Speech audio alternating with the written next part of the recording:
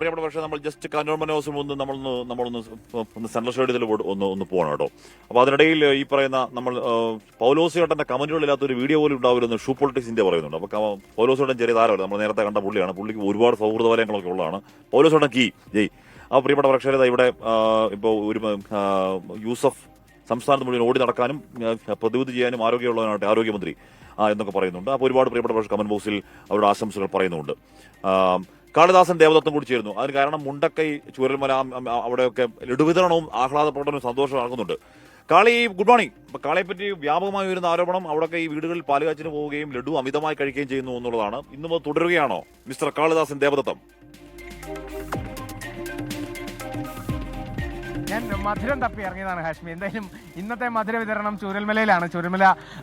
ചൂരൽമലയിൽ നമുക്കറിയാം, ഈ ഒരു ചൂരൽമല എന്ന് പറയുമ്പോൾ നമുക്ക് അങ്ങനത്തെ ഒരു സങ്കടപ്പെടുത്തുന്ന ഓർമ്മകളൊക്കെ ഉണ്ട്. പക്ഷേ ആ ഓർമ്മകളൊക്കെ മാറി ഇപ്പോൾ വീണ്ടും പുതിയ സർക്കാർ അധികാരത്തിലേക്ക് വരുന്നു.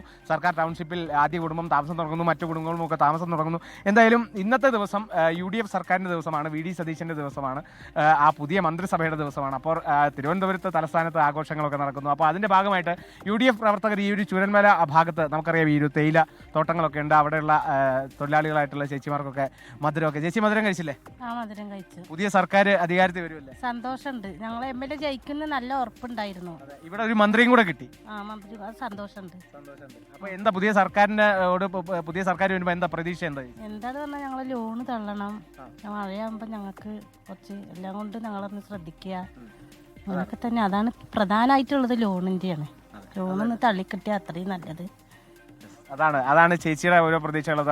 ഇപ്പൊ UDF പ്രവർത്തകരാണ് ആ മധുരം വിതരണം ചെയ്യുന്നത്. എനിക്ക് നേരെ ഒരു ലഡു കിട്ടുന്നു. നേരെ ലഡു. ചേട്ടാ, എങ്ങനെയാണ് ഇന്നത്തെ ദിവസം? പുതിയ സർക്കാർ അധികാരത്തിൽ വരികയാണ്. വളരെ സന്തോഷമുണ്ട്. കാരണം 10 വർഷത്തിന് ശേഷമാണ് നമ്മളൊരു ഗവൺമെന്റ് അധികാരത്തിൽ, ഒരു ജനകീയ ഗവൺമെന്റാണ് വരുന്നത്. ഉയരുന്ന ആരോപണം അങ്ങനെ ഒരു ലഡു കൊടുത്തു കഴിഞ്ഞാൽ 3-4 ലഡു എടുക്കുന്നുള്ളതാണ്. ദിവസം 5-6 ലഡു എന്ന് കഴിക്കുന്നുള്ളതാണ് അവനെ പറ്റിയുള്ള ഗുരുതരമായ ആരോപണം.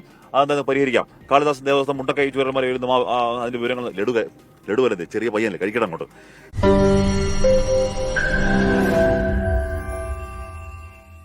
ലോകത്തെവിടെയായാലും ഏത് സമയത്തും 24 വാർത്തകളും ഓഗ്മെന്റഡ് റിയാലിറ്റി പാക്കേജുകളും എക്സ്പ്ലെയിനറുകളും വിശദമായി കാണാൻ ഞങ്ങളുടെ YouTube ചാനൽ നിങ്ങൾക്ക് സബ്സ്ക്രൈബ് ചെയ്യാം.